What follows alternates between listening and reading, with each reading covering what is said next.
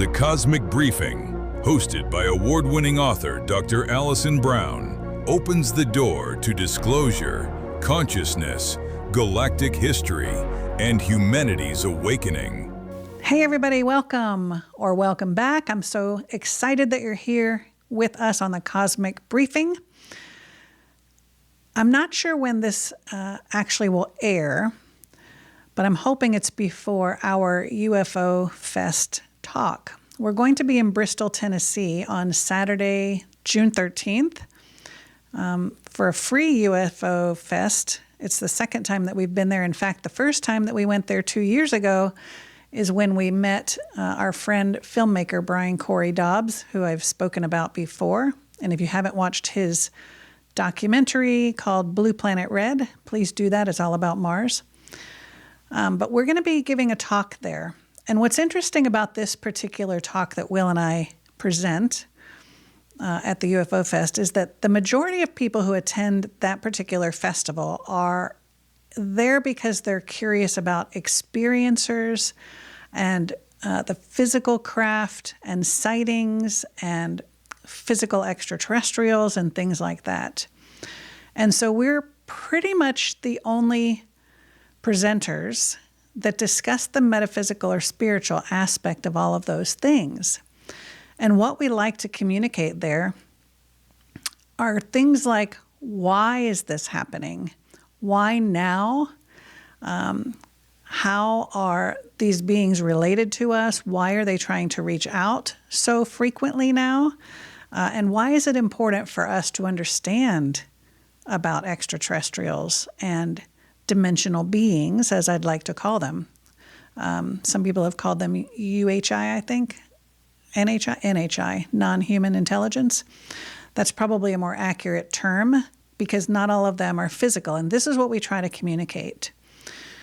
We want to explain to people who are interested in the experiencers and the physicality of the beings and the craft, that it's so much greater than that. It's so much bigger than that.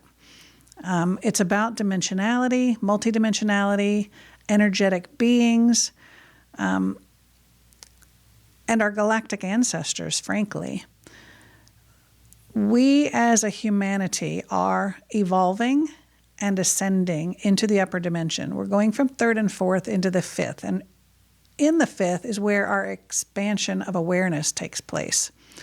And so we begin to have a greater understanding of who we are as divine energetic beings and the world around us and why we're here and how we're connected to everything else that's around us and all other beings, not only extraterrestrials, but also the plant life and the animals and all of the things that are on our planet. Our planet is actually a living, breathing being that is connected to humanity in a beautiful way.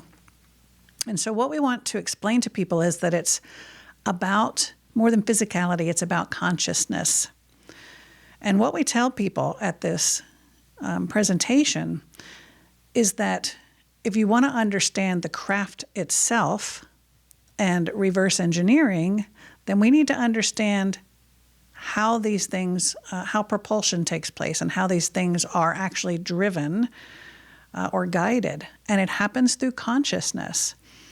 So I know you've probably heard that we have, organizations have reverse engineered craft.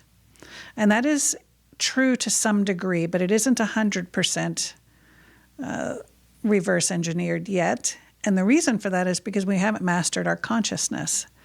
And what we understand through the channeling work that we have done and all of the investigative research that we have done over the past 10 years in this area, we've understood that the craft and the being, when the being enters the craft and either places their hands on what we would maybe call the control panel or what have you, it becomes basically a sentient being.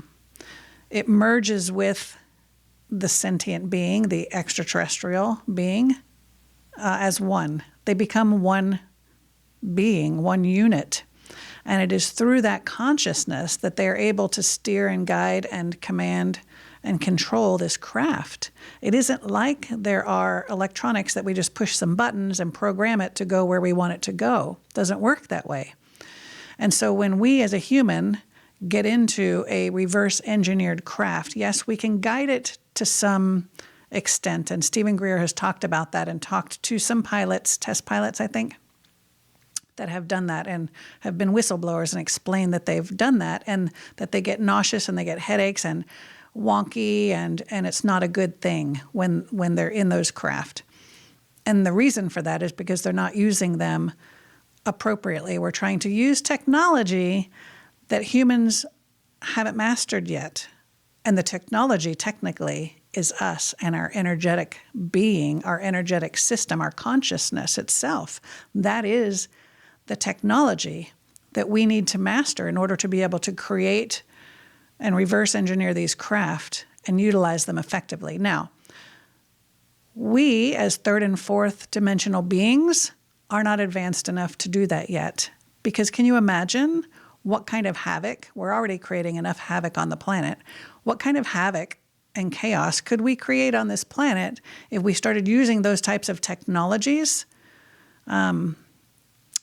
without the awareness? I would say like the ethics and the morals, but really ethics and morals, if we're going to call it that, come with increased dimensional awareness of the connectivity of all of us and our energetic divine selves. It comes automatically because as you move through the dimensions and you gain greater awareness, then you have a greater respect for who we are, how we're connected to Source, how we're connected to each other, how we're connected to the earth and the planet and the other beings. And so it's sort of a natural progression, a natural evolution. And so until we move up into the fifth dimension, I don't think that we're going to master that technology. I'm fairly certain that we are not going to be able to master that technology.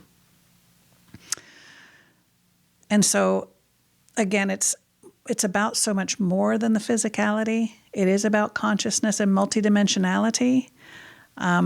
We like to share during this presentation that these beings are rooting for us because they want us to step into our role in the greater galactic family.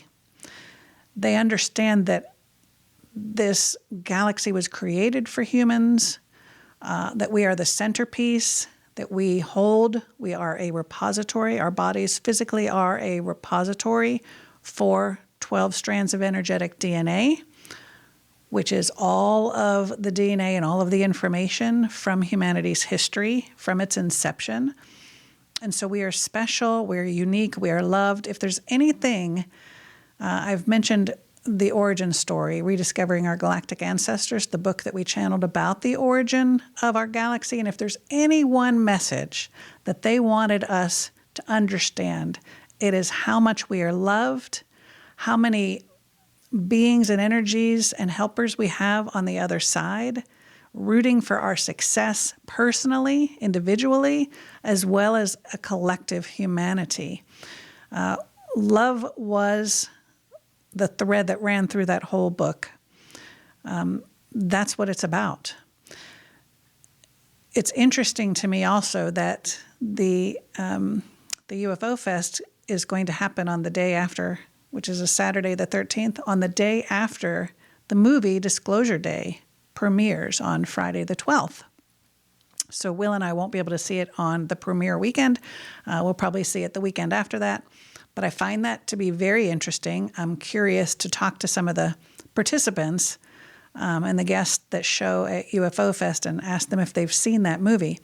But the reason I'm bringing that up is because in one of the clips of the movie, and you may have seen this already, there are several clips, and it actually might not have been in one of the clips. It might have been an interview with Steven Spielberg himself or Emily Blunt.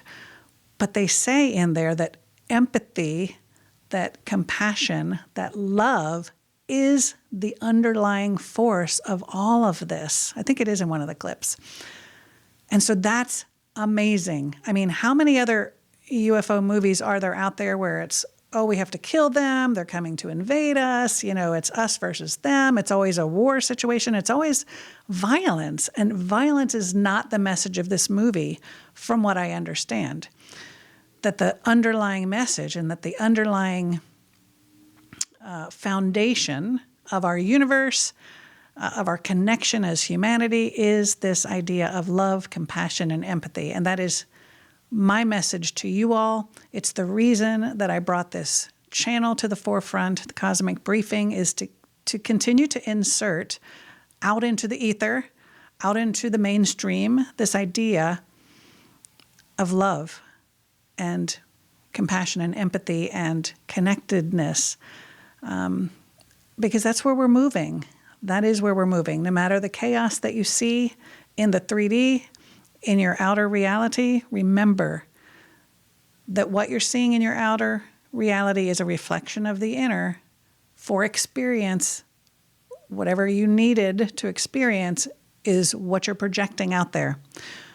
So don't look to the outside for validation of the internal rise in consciousness collectively.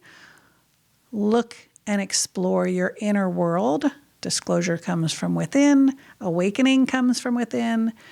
Begin to practice some of those techniques, the superhuman techniques, the gifts that we all have that we come in with, our birthright, that we tend to squash while we're little. And when we have a lot of influence from external people in our lives that tell us we can't do those things, you can practice those, start exploring your inner world, and I promise you'll see changes in your outer world. Thanks so much for joining me today. Until next time.